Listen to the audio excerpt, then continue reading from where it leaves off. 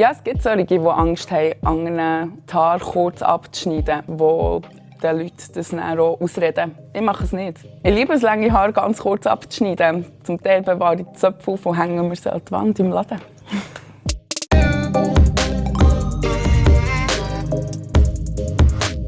Unsere Preise sind zu hoch. Das stimmt gar nicht. Letztendlich ist es immer noch viel zu günstig, weil wenn man überlegt, was andere Dienstleistungsberufe eigentlich pro Stunde verrechnen.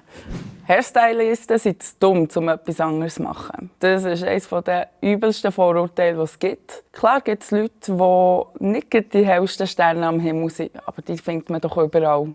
Man wird oft gefragt, ob man Familie und den Freunden gratis die Haare schneiden kann. Und ja, das mache ich zwischendurch auch mega gerne. Aber das nervt auch nur, wenn es als selbstverständlich angeschaut wird. Herrlich, Harmonie, Kaiserschnitt, hin und her. Unsere Salons haben die schlimmsten Namen. Mag zutreffen, aber hey, solange das Endprodukt stimmt, ist es doch voll okay.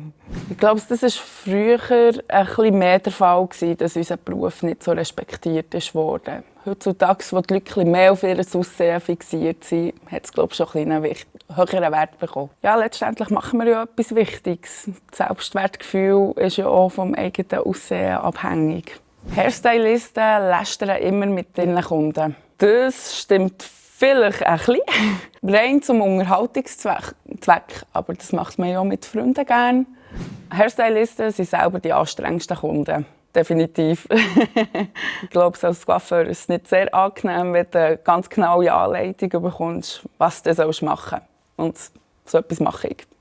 Ja, ich kann jeden Haar schneiden. Ich habe schon selber geschnittenes Zeug gesehen, das ich gefunden habe, geil. Aber ob der Haarschnitt letztendlich für längere Zeit gut aussieht und bis ins Detail wirklich super ausgearbeitet ist, das ist eine Frage vom Können und vom Wissen. Und das können nur wir.